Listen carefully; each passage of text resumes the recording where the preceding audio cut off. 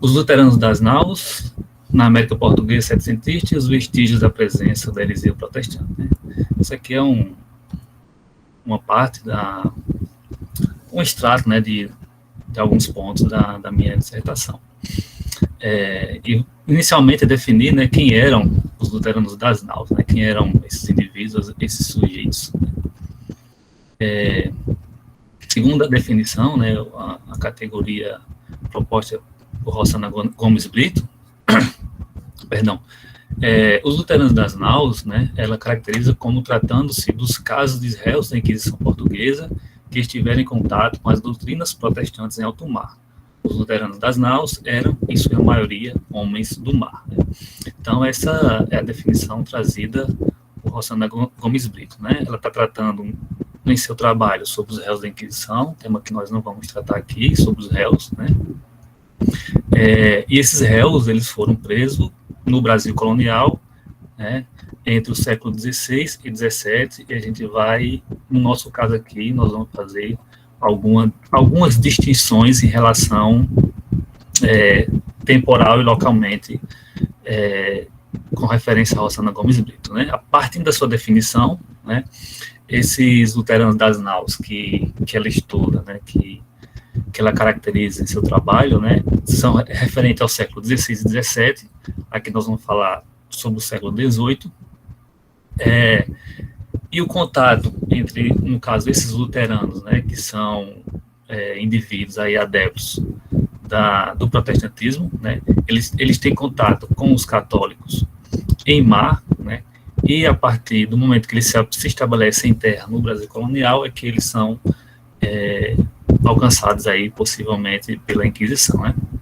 No nosso caso, esse contato, né, esse encontro entre os luteranos das naus e os católicos não se dará em mar, né, apesar deles serem maridos, mas se dará em terra, ou seja, né, no território colonial português na América. Né. Esses indivíduos, eles, a priori, né, eles não passam para o catolicismo, né, não efetuam uma conversão, uma mudança de religião, né, eles continuam sendo protestantes. Né. Então, a gente está falando do século XVIII, de luteranos, marinheiros, né, luteranos, né, navegantes, protestantes, que estão, em um certo momento, transitando pelo Brasil colonial no século XVIII. Tá? Um contexto amplo, né? A partir de meados do século XVII, aí, principalmente após a período da restauração, o governo português vai fazer alguns acordos com nações estrangeiras, em nosso caso específico nos interessa algumas nações protestantes, como Inglaterra e Holanda, e no caso da colônia, porém, havia, em regra, o comércio era proibido, né? Porém, tinha uma exceção, que era justificando que as embarcações, né, nesse caso estrangeiras, né, como um todo, mas no nosso caso específico nos interessa de nacionalidade protestante, foram buscar o dito porto no Brasil, constrangido das necessidades.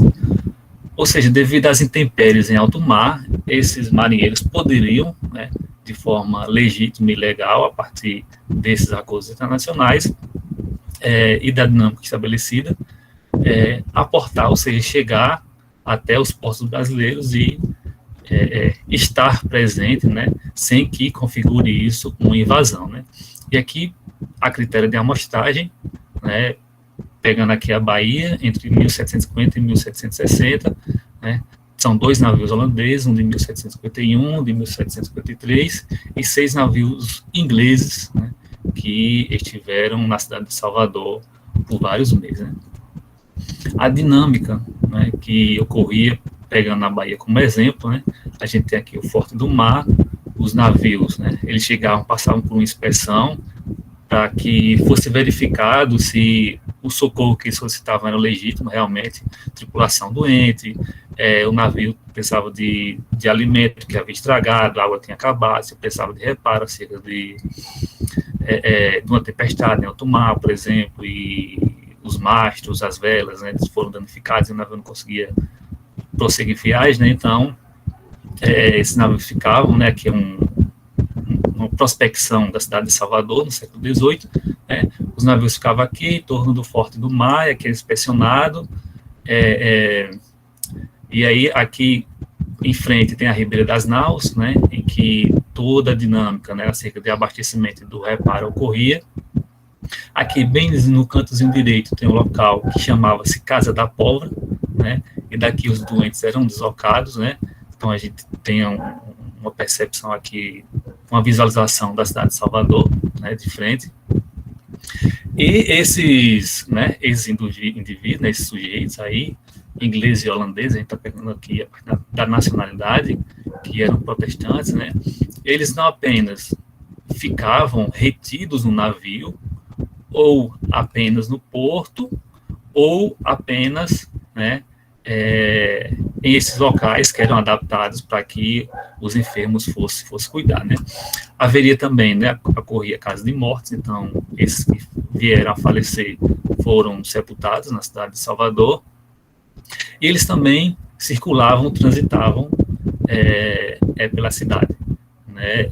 Havia as restrições, né, quanto a isso, porém, dependendo do momento, essas restrições poderiam ser extremadas ao ponto de serem acompanhados por militares, algumas mais atenuadas, e em outros momentos eles chegavam a circular livremente pela cidade de Salvador, e aí poderiam ocorrer as diversas circunstâncias, né, eles visitavam igrejas, e aí tem o relato dos viajantes protestantes, por exemplo, né, que descrevem acerca da vida cotidiana, da vida citadina, né, em Salvador, Rio de Janeiro, por exemplo, um dos locais, né, que esses viajantes passaram, né, eles estavam exatamente sendo transportados nesses navios, que muitas vezes, e aqui eu estou falando do século XVIII, né, no século XIX vai ter outra característica, né, que muitas vezes chegavam aqui a pedido, né, para ser socorrido pelo porto, né, pelas características para ser abastecido, ser reparado, né.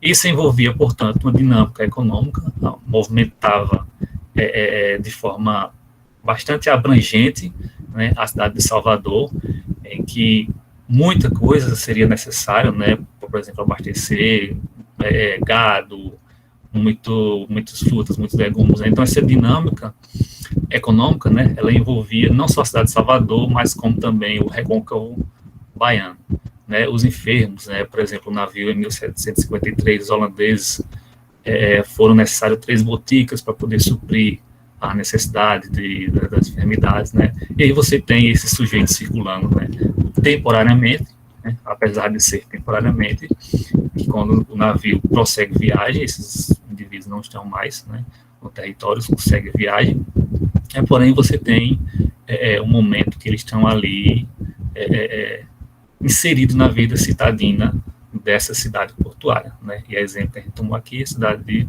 Salvador, né. Dentro desse conjunto, né, a conclusão que a gente pode inferir é que a circulação dos luteranos nas naus, no território colonial português, na América setecentista, aponta para os vestígios da presença da heresia protestante, né, onde aqueles sujeitos estão, né, a religiosidade a qual eles são adeptos circula junto.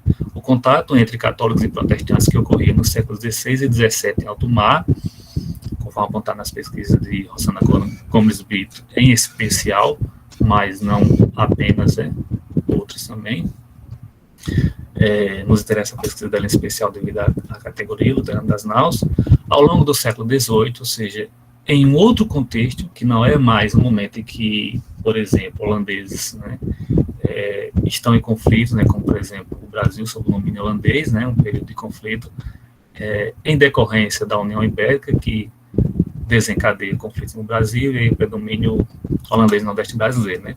Mas é um contexto em que são traçadas alianças e acordos econômicos que refletem na religião, né? Um desses exemplos, né, que no território de Lisboa, por exemplo, em Portugal, esses acordos previam que esses estrangeiros eles não poderiam ser constrangidos em decorrência da sua fé, né? Poderiam circular, né, em Portugal. E né, quando a gente avança então para o século XVIII, né, apesar de não ter, né, eles permanentemente, né, você tem em certos momentos, nas cidades portuárias da colônia, né, foram ambientes que proporcionaram. Beleza. Ok. Esses foram ambientes, né, essas cidades portuárias, esses portos, né, que proporcionaram o trânsito daqueles sujeitos, considerados hereges, né? Ainda que temporário e momentaneamente. Tá? E aqui são algumas fontes e alguma bibliografia sobre o tema.